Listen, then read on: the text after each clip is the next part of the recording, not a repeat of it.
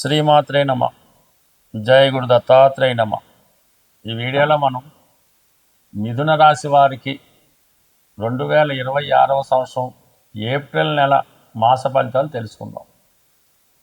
మిథున రాశి వారికి ఈ నెల 19వ తారీఖు వరకు కూడా ఒక అద్భుతమైనటువంటి యోగం ఏర్పడింది. అంటే ప్రధానంగా శుక్రుడు 11వ స్థాన సంచారం జరుగుతుంది ఏప్రిల్ 19 వరకు. శుక్రుడు మిథున రాశి వారికి పంచమ వ్యయాధిపతిగా అత్యంత శుభగ్రహం లాభస్థానంలో ఉండడం వల్ల మీ మనసులో ఏవైతే కోరికలు ఉన్నాయో, మీలో ఏదైతే టాలెంట్ ఉందో దానికి తగిన గుర్తింపు రావడం జరుగుతూ ఉంటుంది. ఎంతో కాలంగా మీ సంతానం కొరకు మీరు ఏదైతే చేద్దాం అనుకుంటున్నారో అది ఈ సమయంలో నెరవేరే అవకాశం ఉన్నది. అలాగే కొంతవరకు ఏంటంటే మీ యొక్క టాలెంట్ ఆధారంగా ధనం సంపాదించాలనే మీ ఆశయం కూడా నెరవేరుతూ ఉంటుంది. ఇది స్త్రీలకి చాలా అనుకూలంగా ఉంటుంది. అంటే మగవారికి కూడా కొంతవరకు అనుకూలంగా ఉంటుంది, బట్ స్త్రీలకి శుక్రుడు బాగా సహకరిస్తూ ఉంటాడు. వాళ్ళు సినిమా రంగంలో ఉన్నా ఏ రంగంలో ఉన్నా సరే వాళ్ళకి అనుకూలత ఏర్పడుతుంది. వాళ్ళు తల్లిగారి దగ్గర నుంచి కానీ తోడబుట్టిన వాళ్ళ సిస్టర్స్ ఎవరన్నా ఉంటే వారి నుంచి సహకారం రావడం జపిస్తూ ఉంటుంది.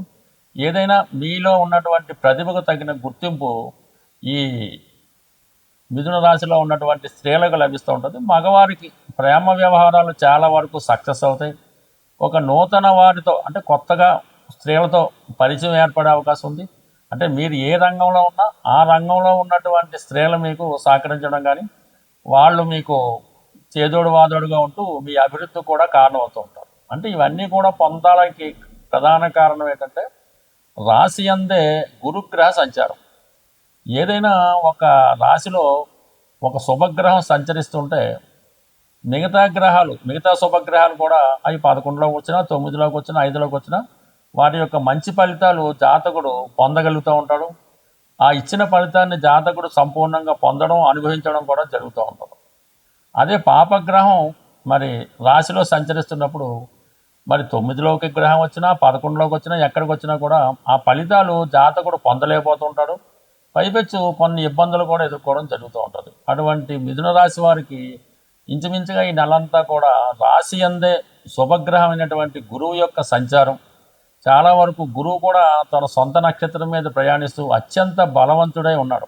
ఆ కారణం వల్ల శుక్రుడిచ్చే మంచి ఫలితాలు మీకు ఈ నెల 19వ తారీఖు వరకు కంప్లీట్గా రావడం జరుగుతూ ఉంటుంది. అది ఆర్థిక పరంగా బాగుంటుంది, స్త్రీల నుంచి సహకారం అనిస్తుంది, మీలో ఉన్నటువంటి టాలెంట్కి గుర్తింపు రావడం జరుగుతుంది, కొన్ని కొత్త పరిచయాలు కూడా మీకు ఏర్పడడం జరుగుతూ ఉంటుంది.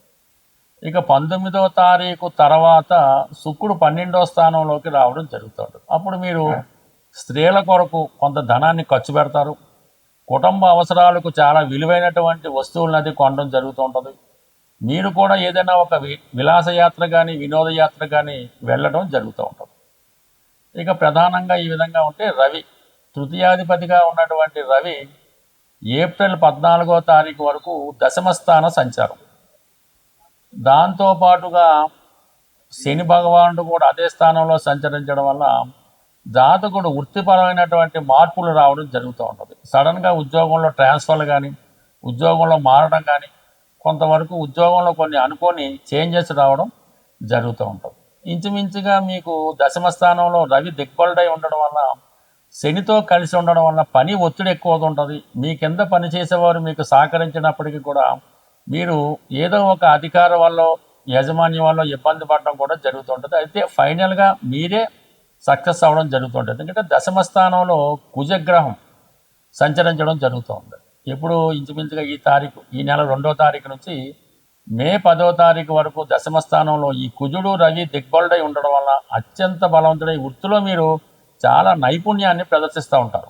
ఆ కారణం వల్ల ఏంటంటే బాధ్యతలు పెరుగుతాయి, వృత్తిలో ఒక విధమైన ప్రమోషన్ లాంటిది కూడా రావడం జరుగుతూ ఉంటుంది. బట్ ఈ విధంగా దశమస్థానంలో ఈ గ్రహాలు సహకరించడం, రాశి అందు ఉన్నటువంటి గురువు మిమ్మల్ని ప్రోత్సాహకరంగా అభివృద్ధికరంగా మంచి కార్యక్రమాలు చేయడానికి మంచి పనులు చేయడానికి ప్రోత్సహిస్తూ ఉంటాడు. అంటే పోయిన నెల మనకు వక్రగమనంలో ఉన్నటువంటి గురువు ఈ నెలంతా కూడా రుజు మార్గంలో ఉండడం జరుగుతూ ఉంటుంది. దీనివల్ల ప్రధానంగా వివాహ ప్రయత్నాలు చేస్తున్న వారికి వివాహ ప్రయత్నాలు మనకి శుక్రుడు 11లో రావడం, గురువు రాశిలో ఉండడం, సప్తమాన్ని వీక్షించడం, మీలో కూడా మంచి మంచి అలవాట్లు చాలా నైపుణ్యం పెరుగుతూ ఉంటుంది. కొత్త అలవాట్లతో జీవితాన్ని కొత్తగా ప్రజెంట్ చేసుకోవడంతో వివాహ ప్రయత్నాలు నెరవేరుతాయి. అలాగే మీలో దైవభక్తి పెరుగుతూ ఉంటుంది. మంచి వాళ్ళతో పరిచయం ఏర్పడుతుంది. ఎవరు చెప్పకుండానే మీకు మీరే జీవితాన్ని ఇంప్రూవ్ చేసుకుంటూ ఒక కొత్త వ్యక్తిగా సమాజానికి కనబడే అవకాశం ఉంటుంది. మనకి ఏప్రిల్ నెల 2వ తారీఖున శ్రీరామనవమి రావడం జరుగుతుంది. ప్రధానంగా ఎవరికైతే వివాహం ఆలస్యం అవుతుందో, అలాగే వివాహ సంబంధాలు వచ్చి మిస్ అవ్వడం, ఈ విధంగా వివాహం కొరకు అబ్బాయిలైనా అమ్మాయిలైనా వివాహం కొరకు ఎదురు చూస్తున్న వారికి ఈ శ్రీరామ నవమి చాలా ఇంపార్టెంట్తో కూడుకున్నది.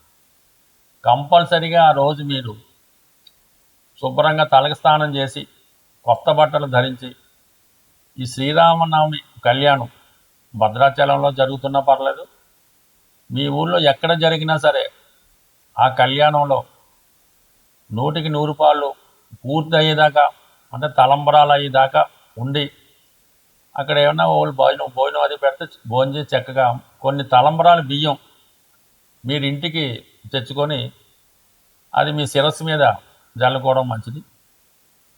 వీలున్నవారు భద్రాచలంలో కూడా మనకి ఈ తలంబరాల బియ్యం ఇవ్వడం జరుగుతుంటుంది. అది ఎవరైనా తేగలిగితే, అది పెద్దవాళ్ళు ఎవరైనా మీ పిల్లలకి వివాహం జరగవలసి ఉంటే వాళ్ళకి ఆశీర్వదిస్తూ ఆ తలంబరాల బియ్యం వాళ్ళ తల మీద పెట్టడం వల్ల 100కి 100 పాళ్ళు వివాహం అన్నది నిశ్చయం అవడం జరుగుతుంటుంది. కాబట్టి వీలున్న వాళ్ళు ఈ శ్రీరామనవమి వేడుకల్లో పాల్గొనడం, ఇంకా ఓపిక ఉన్నవాళ్ళు తల్లిదండ్రులు కూడా పిల్లలకి వివాహం జరగడం లేదనుకున్న వాళ్ళు ఒకసారి శ్రీరామనవమి పీటల మీద కూర్చొని ఆ రాముల వారి కళ్యాణం మీ చేతుల మీదుగా జరిపించడం వల్ల తొందరలోనే మీరు మరొక వివాహం మీ పిల్లవారికి అమ్మాయికో చేసే భాగ్యం అన్నది ఆ భగవంతుడు మీకు కల్పించే అవకాశం ఉన్నది. తప్పకుండా ఈ పరిహారాన్ని, అంటే పరిహారం అనగా ఇది ఒక కర్తవ్యం, ఈ కర్తవ్యంగా చేయడం వల్ల ప్రధానంగా మీ ఇంట్లో తొందరలోనే శుభకార్యం జరుగుతూ ఉంటుంది.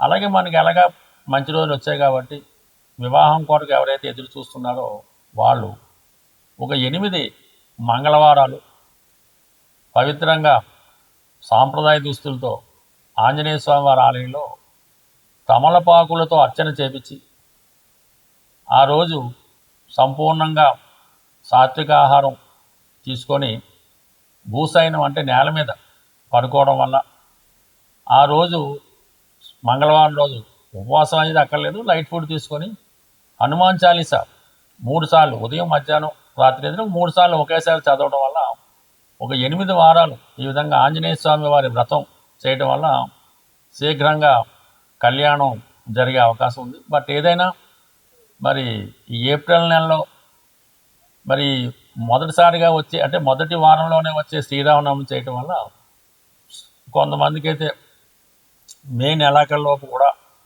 వివాహం కుదిరిన ఆశ్చర్యపోక్కర్లేదు. ప్రేక్షకులకు ఒక చిన్న విజ్ఞప్తి, ఈ మార్చి నెల 29వ తారీఖు అంటే ఆదివారం రోజు హైదరాబాదులో జ్యోతిష విజ్ఞాన కేంద్రం వారి సహకారంతో ఈ సుందరయ్య విజ్ఞాన కేంద్రంలో ఒక జ్యోతిష మహాసభ నిర్వహించడం జరుగుతుంది.